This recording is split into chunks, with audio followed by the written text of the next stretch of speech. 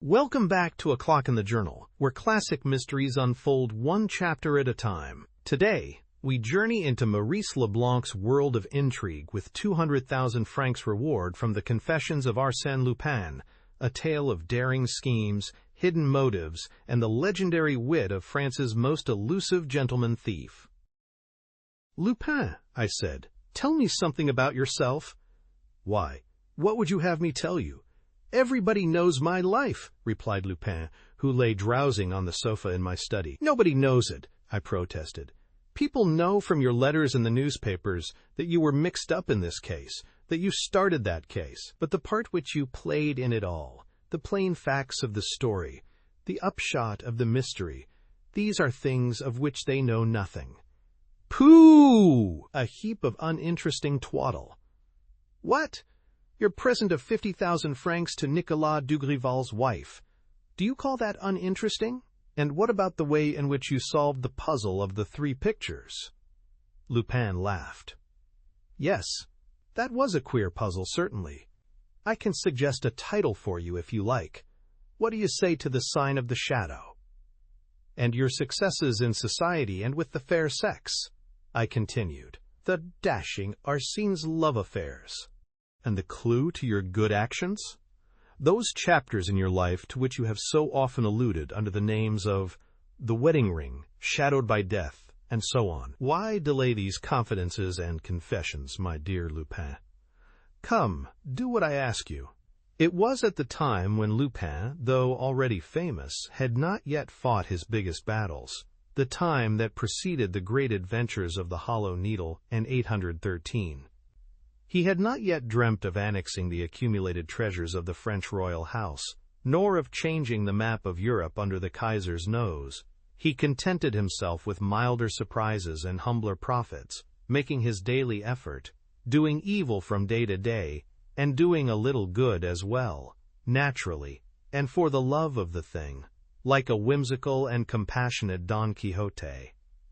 He was silent, and I insisted, "Lupin, I wish you would." To my astonishment, he replied, "Take a sheet of paper, old fellow, and a pencil."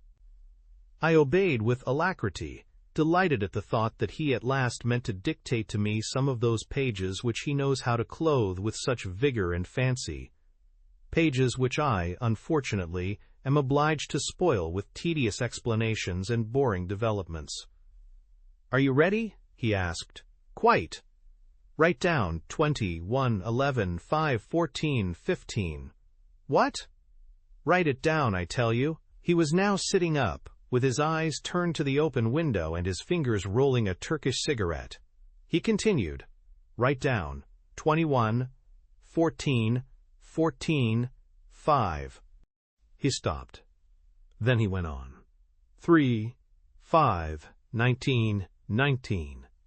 And after a pause, 5, 18, 25. Was he mad? I looked at him hard, and, presently, I saw that his eyes were no longer listless, as they had been a little before, but keen and attentive, and that they seemed to be watching, somewhere in space, a sight that apparently captivated them. Meanwhile, he dictated with intervals between each number, 18, 9, 19, 11, 19.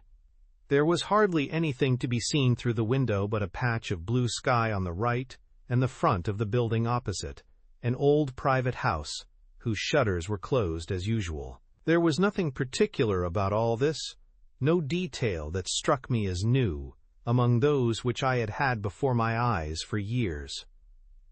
1, 2, and suddenly I understood. Or rather, I thought I understood, for how could I admit that Lupin, a man so essentially level-headed under his mask of frivolity, could waste his time upon such childish nonsense? What he was counting was the intermittent flashes of a ray of sunlight playing on the dingy front of the opposite house at the height of the second floor. 15, 22, said Lupin. The flash disappeared for a few seconds and then struck the house again, successively at regular intervals, and disappeared once more. I had instinctively counted the flashes, and I said aloud, 5. Caught the idea? I congratulate you, he replied sarcastically. He went to the window and leant out, as though to discover the exact direction followed by the ray of light. Then he came and lay on the sofa again, saying, "It's your turn now. Count away." The fellow seemed so positive that I did as he told me. Besides, I could not help confessing that there was something rather curious about the ordered frequency of those gleams on the front of the house opposite, those appearances and disappearances, turn and turn about, like so many flash signals. They obviously came from a house on our side of the street, for the sun was entering my windows slantwise. It was as though someone were alternately opening and shutting a casement, or, more likely, amusing himself by making sunlight flashes with a pocket mirror. "It's a child having a game," I cried, after a moment or two, feeling a little irritated by the trivial occupation that had been thrust upon me. "Never mind, go on." And I counted away, and I put down rows of figures, and the sun continued to play in front of me with mathematical precision. "Well," said Lupin, after a longer pause than usual. "Why, it seems finished. There's been nothing for some minutes." We waited, and as no more light flashed through space, I said jestingly, "My idea is that we have been wasting our time. A few figures on paper. A poor result." Lupin, without stirring from his sofa, rejoined, "Oblige me, old chap, by putting in the place of each of those numbers the corresponding letter of the alphabet. Count A as 1, B as 2, and so on. Do you follow me? But it's idiotic." "Absolutely idiotic, but we do such a lot of idiotic things in this life." "One more or less, you know." I sat down to this silly work and wrote out the first letters. "Take no." I broke off in surprise. "Words!" I exclaimed. "Two English words meaning, 'Go on, old chap.'" And I went on, and the next letters formed two more words, which I separated as they appeared. And, to my great amazement, a complete English sentence lay before my eyes. "Done?" asked Lupin after a time. "Done. By the way, there are mistakes in the spelling. Never mind those, and read it out, please. Read slowly." Thereupon I read out the following unfinished communication, which I will set down as it appeared on the paper in front of me. "Take no unnecessary risks. Above all, avoid attacks. Approach enemy with great prudence, and—" I began to laugh. "And there you are. Fiat lux. We're simply dazed with light. But after all, Lupin, confess that this advice, dribbled out by a kitchen maid, doesn't help you much." Lupin rose without breaking his contemptuous silence, and took the sheet of paper. I remembered soon after that, at this moment, I happened to look at the clock. It was 18 minutes past 5. Lupin was standing with the paper in his hand, and I was able at my ease to watch, on his youthful features, that extraordinary mobility of expression which baffles all observers and constitutes his great strength and his chief safeguard. By what signs can one hope to identify a face which changes at pleasure, even without the help of makeup, and whose every transient expression seems to be the final, definite expression? By what signs? There was one which I knew well, an invariable sign. 2 little crossed wrinkles that marked his forehead whenever he made a powerful effort of concentration. And I saw it at that moment, saw the tiny telltale cross, plainly and deeply scored. He put down the sheet of paper and muttered, "Child's play." The clock struck 5:30. "What?" I cried. "Have you succeeded?" "In 12 minutes?" He took a few steps up and down the room, lit a cigarette, and said, "You might ring up Baron Repstein, if you don't mind, and tell him I shall be with him at 10 o'clock this evening." "Baron Repstein?" I asked. "The husband of the famous Baroness?" "Yes." "Are you serious?" "Quite serious." Feeling absolutely at a loss, but incapable of resisting him, I opened the telephone directory and unhooked the receiver. But at that moment, Lupin stopped me with a peremptory gesture and said, with his eyes on the paper, which he had taken up again, "No, don't say anything. It's no use letting him know. There's something more urgent. A queer thing that puzzles me. Why on earth wasn't the last sentence finished? Why is the sentence?" He snatched up his hat and stick. "Let's be off. If I'm not mistaken, this is a business that requires immediate solution, and I don't believe I am mistaken." He put his arm through mine as we went down the stairs and said, "I know what everybody knows. Baron Repstein, the company promoter and racing man, whose colt Etna won the Derby and the Grand Prix this year, has been victimized by his wife. The wife, who was well known for her fair hair, her dress, and her extravagance, ran away a fortnight ago, taking with her a sum of 3 million francs stolen from her husband, and quite a collection of diamonds, pearls, and jewelry, which the Princesse de Berny had placed in her hands, and which she was supposed to buy. For 2 weeks, the police have been pursuing the Baroness across France and the continent, an easy job, as she scatters gold and jewels wherever she goes. They think they have her every moment. 2 days ago, our champion detective, the egregious Ganimard, arrested a visitor at a big hotel in Belgium, a woman against whom the most positive evidence seemed to be heaped up. On inquiry, the lady turned out to be a notorious chorus girl called Nellie Darbal. As for the Baroness, she has vanished. The Baron, on his side, has offered a reward of 200,000 francs to whosoever finds his wife. The money is in the hands of a solicitor. Moreover, he has sold his racing stud, his house on the Boulevard Haussmann, and his country seat of Rocancourt in one lump, so that he may indemnify the Princesse de Berny for her loss.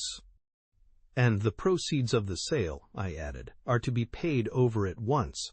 The papers say that the princess will have her money tomorrow. Only, frankly, I fail to see the connection between this story, which you have told very well, and the puzzling sentence.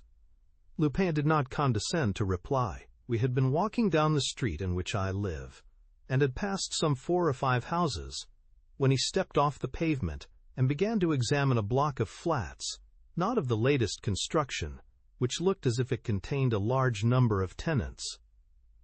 "According to my calculations," he said, "this is where the signals came from, probably from that open window." "On the 3rd floor?" "Yes." He went to the portress and asked her, "Does one of your tenants happen to be acquainted with Baron Repstein?" "Why, of course," replied the woman. "We have M. Laverneau here, such a nice gentleman. He is the Baron's secretary and agent. I look after his flat." "And can we see him?" "See him? The poor gentleman is very ill." "Ill?" "He's been ill a fortnight, ever since the trouble with the Baroness. He came home the next day with a temperature and took to his bed." "But he gets up, surely?" "Ah, that I can't say." "How do you mean, you can't say?" "No, his doctor won't let anyone into his room. He took my key from me." "Who did?" "The doctor. He comes and sees to his wants 2 or 3 times a day. He left the house only 20 minutes ago. An old gentleman with a gray beard and spectacles. Walks quite bent." "But where are you going, sir?" "I'm going up. Show me the way," said Lupin, with his foot on the stairs. "It's the 3rd floor, isn't it, on the left?" "But I mustn't," moaned the portress, running after him. "Besides, I haven't the key." The doctor... They climbed the 3 flights, one behind the other. On the landing, Lupin took a tool from his pocket and, disregarding the woman's protests, inserted it in the lock. The door yielded almost immediately. We went in. At the back of a small dark room, we saw a streak of light filtering through a door that had been left ajar. Lupin ran across the room and, on reaching the threshold, gave a cry. "Too late! Oh, hang it all!" The portress fell on her knees, as though fainting. I entered the bedroom, in my turn, and saw a man lying half-dressed on the carpet, with his legs drawn up under him, his arms contorted and his face quite white, an emaciated, fleshless face, with the eyes still staring in terror, and the mouth twisted into a hideous grin. "He's dead," said Lupin, after a rapid examination. "But why?" I exclaimed. "There's not a trace of blood." Yes, there is," replied Lupin, pointing to 2 or 3 drops that showed on the chest through the open shirt. "Look, they must have taken him by the throat with one hand and pricked him to the heart with the other. I say pricked, because really the wound can't be seen. It suggests a hole made by a very long needle." He looked on the floor, all round the corpse. There was nothing to attract his attention, except a little pocket mirror. The little mirror with which Monsieur Lavernoux had amused himself by making the sunbeams dance through space. But suddenly, as the portress was breaking into lamentations and calling for help, Lupin flung himself on her and shook her. "Stop that! Listen to me. You can call out later. Listen to me and answer me. It is most important. Monsieur Lavernoux had a friend living in this street, had he not? On the same side, to the right? An intimate friend?" "Yes." "A friend whom he used to meet at the café in the evening, and with whom he exchanged the illustrated papers?" "Yes." "Was the friend an Englishman?" "Yes." "What's his name?" "Mr. Hargrove." "Where does he live?" "At number 92 in this street." "One word more. Had that old doctor been attending him long?" "No. I did not know him. He came on the evening when Monsieur Lavernoux was taken ill." Without another word, Lupin dragged me away once more, ran down the stairs, and, once in the street, turned to the right, which took us past my flat again. 4 doors further, he stopped at number 92, a small, low-storied house, of which the ground floor was occupied by the proprietor of a dram shop, who stood smoking in his doorway, next to the entrance passage. Lupin asked if Mr. Hargrove was at home. "Mr. Hargrove went out about half an hour ago," said the publican. "He seemed very much excited and took a taxicab, a thing he doesn't often do. And you don't know where he was going? Well, there's no secret about it. He shouted it loud enough. 'Prefecture of Police,' is what he said to the driver. Lupin was himself just hailing a taxi, when he changed his mind, and I heard him mutter, 'What's the good? He's got too much start of us.' He asked if anyone called after Mr. Hargrove had gone. Yes, an old gentleman with a gray beard and spectacles. He went up to Mr. Hargrove's, rang the bell, and went away again." "I am much obliged," said Lupin, touching his hat. He walked away slowly without speaking to me, wearing a thoughtful air. There was no doubt that the problem struck him as very difficult, and that he saw none too clearly in the darkness through which he seemed to be moving with such certainty. He himself, for that matter, confessed to me, "These are cases that require much more intuition than reflection. But this one, I may tell you, is well worth taking pains about." We had now reached the boulevards. Lupin entered a public reading room and spent a long time consulting the last fortnight's newspapers. Now and again he mumbled, "Yes, yes. Of course, it's only a guess, but it explains everything." Well, a guess that answers every question is not far from being the truth. It was now dark. We dined at a little restaurant, and I noticed that Lupin's face became gradually more animated. His gestures were more decided. He recovered his spirits, his liveliness. When we left, during the walk which he made me take along the Boulevard Haussmann towards Baron Repstein's house, he was the real Lupin of the great occasions. The Lupin who had made up his mind to go in and win. We slackened our pace just short of the Rue de Courcelles. Baron Repstein lived on the left-hand side, between this street and the Faubourg Saint-Honoré, in a 3-storied private house of which we could see the front, decorated with columns and caryatides. "Stop," said Lupin suddenly. "What is it?" "Another proof to confirm my supposition." "What proof?" "I see nothing." "I do. That's enough." He turned up the collar of his coat, lowered the brim of his soft hat, and said, "By Jove, it'll be a stiff fight. Go to bed, my friend. I'll tell you about my expedition tomorrow, if it doesn't cost me my life." "What are you talking about?"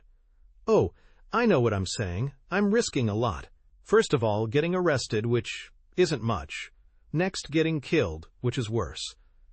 But," he gripped my shoulder, "but there's a third thing I'm risking, which is getting hold of 2 millions. And, once I possess a capital of 2 millions, I'll show people what I can do. Good night, old chap, and if you never see me again. He spouted Musset's lines. Plant a willow by my grave, the weeping willow that I love. I walked away. 3 minutes later, I am continuing the narrative as he told it to me next day. 3 minutes later, Lupin rang at the door of the Hotel Repstein. Is Monsieur le Baron at home? Yes, replied the butler, examining the intruder with an air of surprise. But Monsieur le Baron does not see people as late as this. Does Monsieur le Baron know of the murder of Monsieur Lavenu, his land agent? Certainly. Well, please tell Monsieur le Baron that I have come about the murder and that there is not a moment to lose. A voice called from above. Show the gentleman up, Antoine. In obedience to this peremptory order, the butler led the way to the first floor. In an open doorway stood a gentleman whom Lupin recognized from his photograph in the papers as Baron Repstein, husband of the famous Baroness and owner of Etna, the horse of the year. He was an exceedingly tall, square-shouldered man. His clean-shaven face wore a pleasant, almost smiling expression, which was not affected by the sadness of his eyes. He was dressed in a well-cut morning coat, with a tan waistcoat and a dark tie fastened with a pearl pin, the value of which struck Lupin as considerable. He took Lupin into his study, a large, three-windowed room, lined with bookcases, sets of pigeonholes, an American desk, and a safe, and he at once asked, with ill-concealed eagerness, "Do you know anything?" "Yes, Monsieur le Baron." "About the murder of that poor Lavenu?" "Yes, Monsieur le Baron, and about Madame la Baronne also." "Do you really mean it? Quick, I entreat you." He pushed forward a chair. Lupin sat down and began. "Monsieur le Baron, the circumstances are very serious. I will be brief." "Yes, do, please." "Well, Monsieur le Baron, in a few words, it amounts to this. 5 or 6 hours ago, Lavenu, who for the last fortnight had been kept in a sort of enforced confinement by his doctor, Lavenu, how shall I put it, telegraphed certain revelations by means of signals which were partly taken down by me, and which put me on the track of this case. He himself was surprised in the act of making this communication, and was murdered. But by whom? By whom? By his doctor. Who is this doctor? I don't know, but one of Monsieur Lavernue's friends.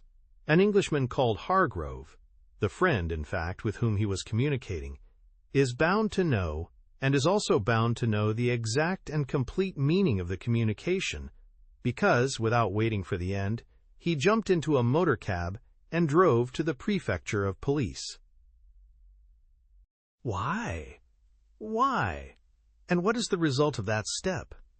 The result, Monsieur le Baron, is that your house is surrounded. There are 12 detectives under your windows. The moment the sun rises, they will enter in the name of the law and arrest the criminal. Then is Lavernue's murderer concealed in my house? Who is he? One of the servants? But no, for you were speaking of a doctor. I would remark, Monsieur le Baron, that when this Mr. Hargrove went to the police to tell them of the revelations made by his friend Lavernue, he was not aware that his friend Lavernue was going to be murdered. The step taken by Mr. Hargrove had to do with something else. With what? With the disappearance of Madame la Baronne, of which he knew the secret, thanks to the communication made by Lavernue. What? They know at last. They have found the Baroness? Where is she? And the jewels? And the money she robbed me of? Baron Repstein was talking in a great state of excitement. He rose and, almost shouting at Lupin, cried, "Finish your story, sir! I can't endure this suspense." Lupin continued, in a slow and hesitating voice. "The fact is, you see, it is rather difficult to explain, for you and I are looking at the thing from a totally different point of view. I don't understand, and yet you ought to understand, Monsieur le Baron. We begin by saying, I am quoting the newspapers, by saying, do we not, that Baroness Repstein knew all the secrets of your business, and that she was able to open not only that safe over there, but also the one at the Crédit Lyonnais in which you kept your securities locked up? Yes. Well, one evening a fortnight ago, while you were at your club, Baroness Repstein, who, unknown to yourself, had converted all those securities into cash, left this house with a traveling bag containing your money and all the Princesse de Berny's jewels? Yes. And since then she has not been seen? No. Well, there is an excellent reason why she has not been seen. What reason? This, that Baroness Repstein has been murdered. Murdered. The Baroness. But you're mad. Murdered, and probably that same evening.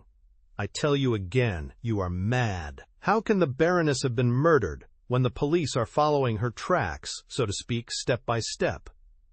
They are following the tracks of another woman. What woman? The murderer's accomplice. And who is the murderer? The same man who, for the last fortnight, knowing that Lavernoux, through the situation which he occupied in this house, had discovered the truth, kept him imprisoned, forced him to silence, threatened him, terrorized him. The same man who, finding Lavernoux in the act of communicating with a friend, made away with him in cold blood by stabbing him to the heart. The doctor, therefore? Yes. But who is this doctor? Who is this malevolent genius, this infernal being who appears and disappears, who slays in the dark and whom nobody suspects? Can't you guess? No. And do you want to know? Do I want to know? Why, speak, man, speak. You know where he is hiding? Yes. In this house? Yes. And it is he whom the police are after? Yes. And I know him? Yes. Who is it? You! I? Lupin had not been more than 10 minutes with the Baron, and the duel was commencing. The accusation was hurled. Definitely. Violently. Implacably. Lupin repeated. You yourself got up in a false beard and a pair of spectacles, bent in two, like an old man.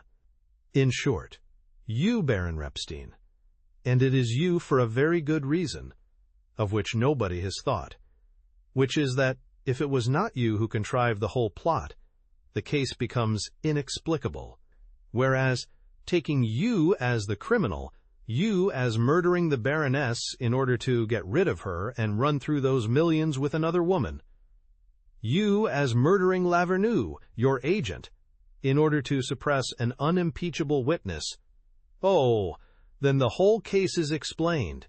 Well, is it pretty clear? And are not you yourself convinced?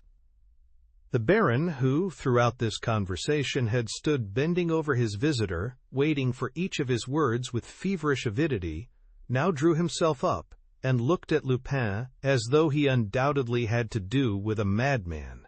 When Lupin had finished speaking, the Baron stepped back 2 or 3 paces, seemed on the point of uttering words which he ended by not saying, and then, without taking his eyes from his strange visitor, went to the fireplace and rang the bell. Lupin did not make a movement. He waited, smiling. The butler entered. His master said, "You can go to bed, Antoine. I will let this gentleman out. Shall I put out the light, sir?" "Leave a light in the hall." Antoine left the room, and the Baron, after taking a revolver from his desk, at once came back to Lupin, put the weapon in his pocket, and said very calmly, "You must excuse this little precaution, sir. I am obliged to take it in case you should be mad, though that does not seem likely. No, you are not mad, but you have come here with an object which I fail to grasp, and you have sprung upon me an accusation of so astounding a character that I am curious to know the reason. I have experienced so much disappointment and undergone so much suffering that an outrage of this kind leaves me indifferent. Continue, please." His voice shook with emotion, and his sad eyes seemed moist with tears. Lupin shuddered. Had he made a mistake? Was the surmise which his intuition had suggested to him, and which was based upon a frail groundwork of slight facts, was this surmise wrong? His attention was caught by a detail. Through the opening in the Baron's waistcoat, he saw the point of the pin fixed in the tie, and was thus able to realize the unusual length of the pin. Moreover, the gold stem was triangular and formed a sort of miniature dagger, very thin and very delicate, yet formidable in an expert hand. And Lupin had no doubt but that the pin attached to that magnificent pearl was the weapon which had pierced the heart of the unfortunate Monsieur Lavenu. He muttered, "You're jolly clever, Monsieur le Baron." The other, maintaining a rather scornful gravity, kept silence, as though he did not understand and as though waiting for the explanation to which he felt himself entitled. And, in spite of everything, this impassive attitude worried Arsène Lupin.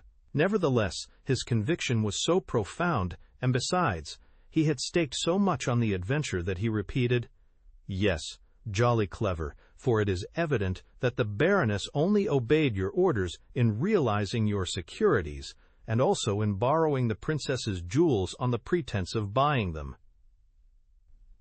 And it is evident that the person who walked out of your house with a bag was not your wife, but an accomplice, that chorus girl probably, and that it is your chorus girl who is deliberately allowing herself to be chased across the continent by our worthy Ganimard. And I look upon the trick as marvelous. What does the woman risk, seeing that it is the Baroness who is being looked for? And how could they look for any other woman than the Baroness, seeing that you have promised a reward of 200,000 francs to the person who finds the Baroness? Oh, that 200,000 francs lodged with a solicitor! What a stroke of genius! It has dazzled the police. It has thrown dust in the eyes of the most clear-sighted. A gentleman who lodges 200,000 francs with a solicitor is a gentleman who speaks the truth. So they go on hunting the Baroness, and they leave you quietly to settle your affairs, to sell your stud and your 2 houses to the highest bidder, and to prepare your flight. Heavens, what a joke! The Baron did not wince. He walked up to Lupin and asked, without abandoning his imperturbable coolness, "Who are you?" Lupin burst out laughing. "What can it matter who I am? Take it that I am an emissary of fate, looming out of the darkness for your destruction." He sprang from his chair, seized the Baron by the shoulder, and jerked out, "Yes, for your destruction, my bold Baron. Listen to me. Your wife's 3 millions, almost all the princess's jewels, the money you received today from the sale of your stud and your real estate. It's all there, in your pocket or in that safe. Your flight is prepared. Look, I can see the leather of your portmanteau behind that hanging. The papers on your desk are in order. This very night you would have done a guy. This very night, disguised beyond recognition, after taking all your precautions, you would have joined your chorus girl, the creature for whose sake you have committed murder, that same Nellie Darbal, no doubt, whom Ganimard arrested in Belgium. But for one sudden, unforeseen obstacle, the police, the 12 detectives who, thanks to Lavernue's revelations, have been posted under your windows. They've cooked your goose, old chap. Well, I'll save you. A word through the telephone, and by 3 or 4 o'clock in the morning, 20 of my friends will have removed the obstacle, polished off the 12 detectives, and you and I will slip away quietly. My conditions? Almost nothing. A trifle to you. We share the millions and the jewels. Is it a bargain?" He was leaning over the Baron, thundering at him with irresistible energy. The Baron whispered, "I'm beginning to understand. It's blackmail. Blackmail or not, call it what you please, my boy, but you've got to go through with it and do as I say. And don't imagine that I shall give way at the last moment. Don't say to yourself, 'Here's a gentleman whom the fear of the police will cause to think twice. If I run a big risk in refusing, he also will be risking the handcuffs, the cells, and the rest of it, seeing that we are both being hunted down like wild beasts. That would be a mistake, Monsieur le Baron. I can always get out of it. It's a question of yourself alone. Your money or your life, my lord. Share and share alike. If not, the scaffold. Is it a bargain?" A quick movement. The Baron released himself, grasped his revolver, and fired. But Lupin was prepared for the attack, the more so as the Baron's face had lost its assurance, and gradually, under the slow impulse of rage and fear, acquired an expression of almost bestial ferocity that heralded the rebellion so long kept under control. He fired twice. Lupin first flung himself to one side and then dived at the Baron's knees, seized him by both legs, and brought him to the ground. The Baron freed himself with an effort. The two enemies rolled over in each other's grip, and a stubborn, crafty, brutal, savage struggle followed. Suddenly, Lupin felt a pain at his chest. "You villain!" he yelled. "That's your Lavernoux trick, the tie-pin!" Stiffening his muscles with a desperate effort, he overpowered the Baron and clutched him by the throat, victorious at last and omnipotent. "You ass!" he cried. "If you hadn't shown your cards, I might have thrown up the game. You have such a look of the honest man about you. But what a biceps, my lord!" I thought for a moment. But it's all over now. Come, my friend, hand us the pin and look cheerful. No, that's what I call pulling a face. I'm holding you too tight, perhaps? My lord's at his last gasp. Come, be good. That's it. Just a wee bit of string round the wrists. Do you allow me? Why, you and I are agreeing like two brothers. It's touching. At heart, you know. I'm rather fond of you. And now, my bonny lad, mind yourself, and 1,000 apologies. Half raising himself, with all his strength he caught the other a terrible blow in the pit of the stomach. The Baron gave a gurgle and lay stunned and unconscious. "That comes of having a deficient sense of logic, my friend," said Lupin. "I offered you half your money, now I'll give you none at all, provided I know where to find any of it. For that's the main thing. Where has the beggar hidden his dust? In the safe? By George, it'll be a tough job. Luckily, I have all the night before me." He began to feel in the Baron's pockets, came upon a bunch of keys, first made sure that the portmanteau behind the curtain held no papers or jewels, and then went to the safe. But at that moment he stopped short. He heard a noise somewhere. The servants? Impossible. Their attics were on the top floor. He listened. The noise came from below, and, suddenly, he understood. The detectives, who had heard the two shots, were banging at the front door, as was their duty, without waiting for daybreak. Then an electric bell rang, which Lupin recognized as that in the hall. "By Jupiter," he said. "Pretty work.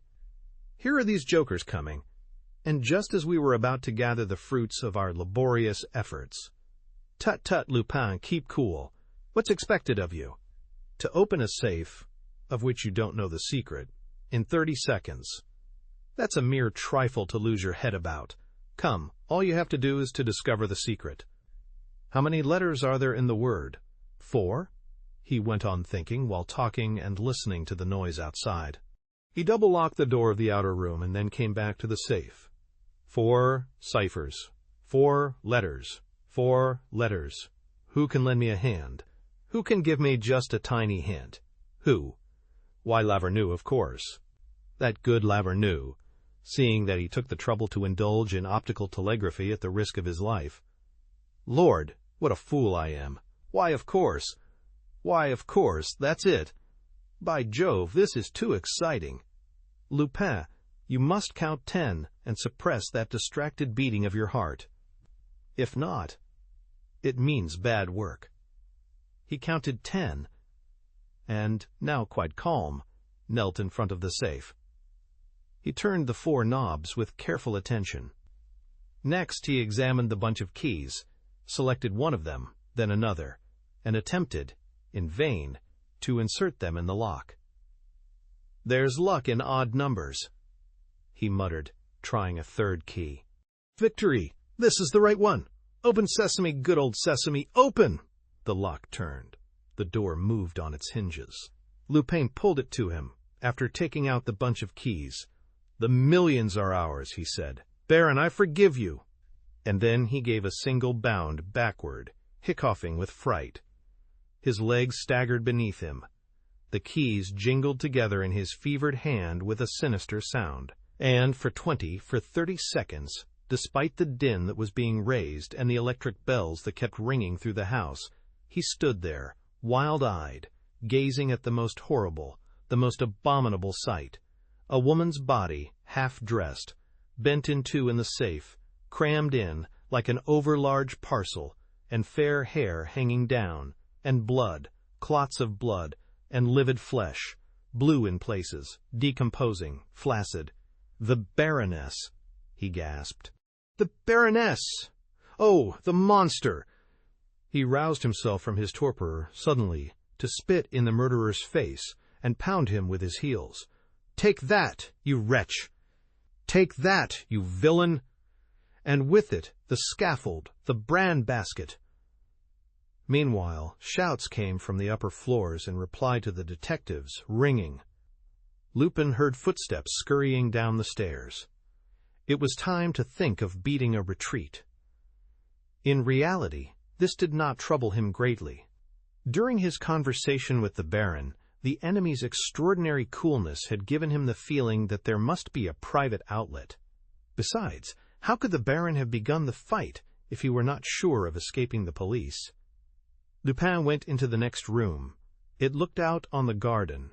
At the moment when the detectives were entering the house, he flung his legs over the balcony and let himself down by a rain-pipe. He walked round the building. On the opposite side was a wall lined with shrubs. He slipped in between the shrubs and the wall, and at once found a little door which he easily opened with one of the keys on the bunch. All that remained for him to do was to walk across a yard and pass through the empty rooms of a lodge, and in a few moments he found himself in the Rue du Faubourg Saint-Honoré. Of course, and this he had reckoned on, the police had not provided for this secret outlet. "Well, what do you think of Baron Repstein?" cried Lupin, after giving me all the details of that tragic night. "What a dirty scoundrel, and how it teaches one to distrust appearances. I swear to you the fellow looked a thoroughly honest man." "But what about the millions?" I asked. "The princess's jewels? They were in the safe. I remember seeing the parcel." "Well, they are there still." "Impossible!" "They are, upon my word. I might tell you that I was afraid of the detectives, or else plead a sudden attack of delicacy. But the truth is simpler and more prosaic. The smell was too awful." "What?" "Yes, my dear fellow, the smell that came from that safe, from that coffin. No, I couldn't do it. My head swam. Another second, and I should have been ill. Isn't it silly? Look, this is all I got from my expedition. The tie-pin, the bedrock value of the pearl is 30,000 francs. But all the same, I feel jolly well annoyed. What a sell." "One more question," I said. "The word that opened the safe." "Well, how did you guess it?" "Oh, quite easily. In fact, I am surprised that I didn't think of it sooner." "Well, tell me." "It was contained in the revelations telegraphed by that poor Lavenu." "What?" "Just think, my dear chap, the mistakes in spelling." "The mistakes in spelling?" "Why, of course. They were deliberate. Surely, you don't imagine that the agent, the private secretary of the Baron, who was a company promoter, mind you, and a racing man, did not know English better than to spell necessary with an E, attack with 1, T, enemy with 2, N's, and prudence with an A. The thing struck me at once. I put the 4 letters together and got Etna, the name of the famous horse. And was that one word enough? Of course! It was enough to start with, to put me on the scent of the Repstein case, of which all the papers were full, and next, to make me guess that it was the key word of the safe, because, on the one hand, Laverneau knew the gruesome contents of the safe, and on the other, he was denouncing the Baron. And it was in the same way that I was led to suppose that Laverneau had a friend in the street, that they both frequented the same café, that they amused themselves by working out the problems and cryptograms in the illustrated papers, and that they had contrived a way of exchanging telegrams from window to window. "That makes it all quite simple," I exclaimed. "Very simple.